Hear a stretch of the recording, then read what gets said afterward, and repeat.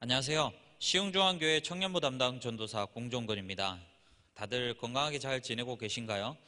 코로나19 사태 때문에 청년부 예배가 잠시 중단된 상태에 있습니다. 저에게는 이런 상황이 만나서 함께 드리는 예배가 얼마나 소중한 것인지 생각해보는 기회가 되었습니다. 하지만 대한민국 국민 모두가 이 코로나19 사태를 극복하기 위해서 마음을 모으고 있으니까요. 우리도 적극적으로 동참해서 이 어려움을 이겨나갔으면 좋겠습니다. 항상 손 씻기와 기침 예절 등 예방을 위한 행동 수칙을 잘 준수해 주시고 3월에 들어서면서 봄이고 또 환절기에 들어서게 되는데 건강도 유의하시면 좋겠습니다. 본론에 들어가기 전에 잠시 청년부와 관련한 소식을 알려드립니다. 오프라인으로 지하 1층 소예비실에서 오후 1시에 드려지던 청년부 예배가 지난주 일인 3월 1일부터 오전 11시에 유튜브 실시간 온라인 예배로 드려지고 있습니다. 내일 주일 예배 또한 동일하게 온라인 방식으로 드리므로 잘 기억해 주시기 바랍니다. 다음 주 청년 예배에 관해서는 주중에 다시 공지하도록 하겠습니다. 다음은 청년부 신방 안내입니다.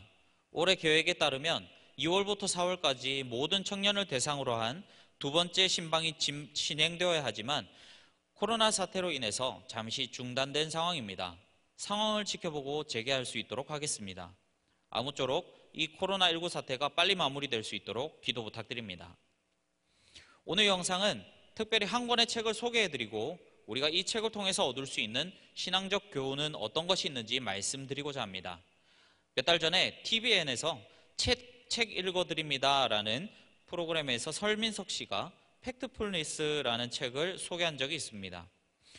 이 영상이 끝난 뒤에 유튜브에서 팩트풀니스 설민석이라는 키워드를 검색하셔서 20분가량의 영상을 시청해 주시기를 추천드리고요. 책도 구입하셔서 읽어보시면 좋을 것 같습니다. 팩트풀니스라는 책은 한스 로슬링이라는 저자가 2018년에 출간한 것으로 2019년에 김영사가 번역하여 출간한 것입니다. 한스 로슬링은 이 책을 쓰다가 끝을 보지 못하고 숨을 거뒀다고 합니다. 죽음을 앞두고 자신이 일생 동안 연구하고 강연했던 핵심적인 내용들을 이 책을 통해 세상에 알리고자 힘썼고요. 그가 세상을 떠난 뒤에 그의 아들 부부가 완성되지 못한 이 책을 1년 만에 다듬어서 출간하였습니다. 이 책의 이름으로 쓰인 팩트풀니스는 사실충실성이라고 번역할 수 있습니다. 말이 생소하고 어렵죠. 사실 이 사실충실성이라는 말은 한스 로슬링이 처음 만든 말입니다. 사실충실성이란 팩트를 근거로 우리의 일상과 세계에 일어나는 현상들을 이해하는 태도와 관점을 뜻합니다. 한정된 자원을 가지고 여러 가지 문제를 해결해야 할 때 모든 문제에 충분한 자원을 투입할 수 있다면 가장 좋겠지만 보통은 우리가 가진 것이 그 모든 것을 해결하기에는 부족한 경우가 많죠. 그럴 때 우리는 이 문제와 저 문제를 저울질하면서 어디에다 더 많은 자원을 사용할지 고민하게 됩니다. 이때 사람들은 스스로 보기에 피부에 와닿고 더 위협적으로 느껴지는 문제에 관심을 쏟게 되어 있습니다. 물론 자기 자신은 합리적으로 판단을 내리고 있다고 생각하겠지만 사실은 감정적으로 결정을 하고 있는 경우가 많은 것이죠. 예를 들어 보겠습니다. 이 책 190페이지에 보면 결핵과 신종플루에 대한 비교가 나옵니다. 이 두 질병은 모두 사람들에게 충분히 위협적인 전염병입니다. 결핵은 발견된 지 오래된 질병이고요. 지금도 여전히 무서운 질병입니다. 2012년 당시 통계로 세계에서 1년 평균 150만 명이 사망했습니다. 하지만 2009년에 대중들의 입에 오르내리기 시작한 신종플루는 그 역사가 상당히 짧은 전염병이죠. 이 신종플루가 등장하고 처음 몇 달 동안 수천 명이 사망해서 사람들이 공포에 빠졌던 기억이 있습니다. 당시 언론들도 신종플루 관련한 기사들을 어마어마하게 쏟아냈고요. 하지만 구체적인 데이터를 살펴보면 특이한 점을 발견할 수 있습니다. 한스 로슬링은 2014년 신종플루가 다시 유행했을 때 2주 동안 사망자 수와 같은 기간 사망한 결핵 환자 수 그리고 각각 질병별로 언론에서 발표한 관련 기사 수를 조사했습니다.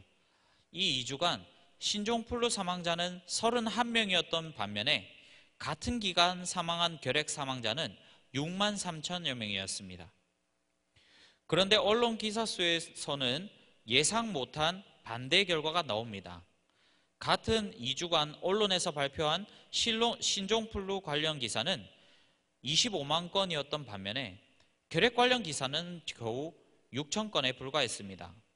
사망자별 기사 수량을 계산해 보면 결핵 사망자보다 신종플루 사망자가 8만 2천 배나 더 많은 관심을 받은 것입니다.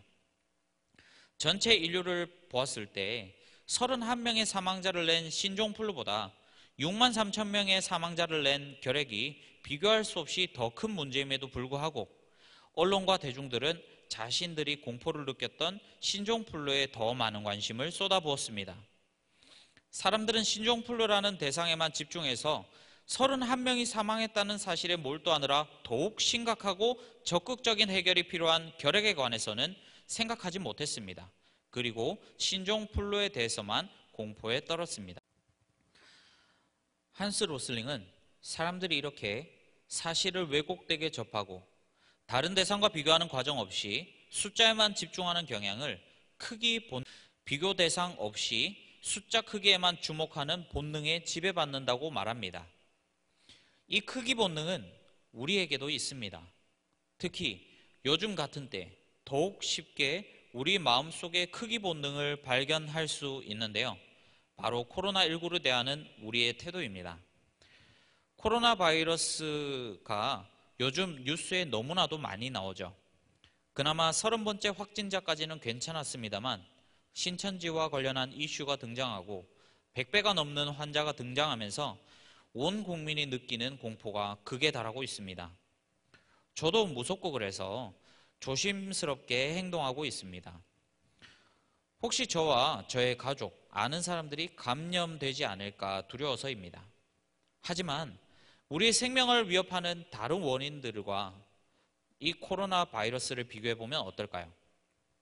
2019년 9월에 대한민국 통계청에서 발표한 사망 원인 통계 보도자료에 의하면 각 사망 원인별로 암은 7만 9천 명, 심장질환은 3만 2천 명, 폐렴은 2만 3천 명, 뇌혈관 질환은 2만 2천 명이었습니다. 그 뒤를 이은 사망 원인은 충격적이게도 병이나 사고가 아닌 자살이었습니다. 자살로 2018년 한 해 동안 무려 13,000명의 사람들이 목숨을 잃었습니다. 더욱 충격적인 것은 우리나라 10대에서 30대 사망률 1위가 자살이라는 것이죠.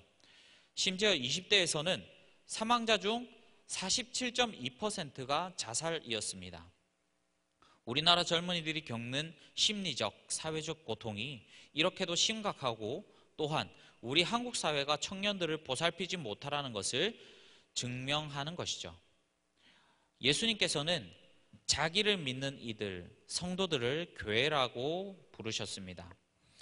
이 세상 속에서 하나님 나라의 다스림을 펼치는 통로로서 저와 여러분을 부르셨습니다.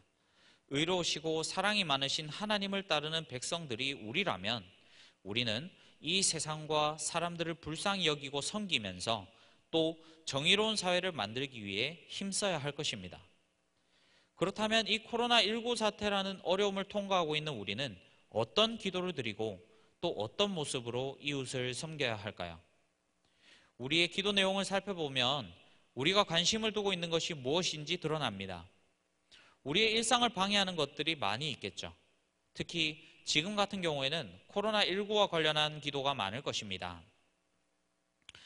이 전염병이 하루라도 빨리 물러가고 고통받는 환자들이 치유받을 수 있도록 또 사망한 사람들의 유가족들이 위로받기를 그리고 질병관리본부를 비롯한 많은 이들이 안전하고 건강하게 일을 잘 감당할 수 있게 해달라고 기도하고 있습니다. 이 기도 제목들은 지금 상황에서 너무나 적절합니다. 오히려 이 코로나19의 해결을 위해서 더욱 간절하게 기도해야 할 필요가 있습니다. 하지만 이와 동시에 우리의 기도에 팩트 플리스, 사실 충실성이 적용되어야 할 필요가 있습니다. 우리의 얼굴을 가린 마스크만큼 피부에 와닿는 어려움은 아니지만 사실 2019년에 발표된 사망 통계 자료를 보면 코로나19와는 비교할 수 없이 거대한 문제들이 대한민국 사회에는 퍼져 있습니다. 단적인 얘기는 하지만 청년 사망 원인의 47%가 자살이라는 점에서 우리와 비슷한 나이의 대한민국 청년들이 겪고 있는 고통이 얼마나 큰지 우리는 기억해야 합니다. 자살뿐만 아니라 셀 수 없이 많은 종류의 병들, 중독들, 안전사고들에 관해 우리는 관심을 갖고 또 내가 할 수 있는 것이 무엇인지 생각해보는 시간을 가져야 할 것입니다. 그리고 이 모든 관심은 하나님께 기도로 올려져야 하고 또한 이웃을 향한 섬김으로 이어져야 할 것입니다. 코로나는 무섭습니다. 그것을 외면하자는 것이 아닙니다. 하지만 우리의 기도에서 코로나19에 관한 공포를 덜어내고 그 빈자리에 하나님이 기뻐하시는 기도 제목을 채우기를 소망합니다. 그리고 두려움 때문에 바라보지 못했던 이웃의 고통에 관해 되돌아보고 하나님의 사랑으로 섬기는 저와 우리 청년들 되었으면 좋겠습니다. 한 주간 하나님이 주시는 평안이 여러분 가운데 있기를, 그리고 공부하고 출근하느라 수고하는 그 가운데에 안정과 건강이 있기를 기도하겠습니다. 감사합니다.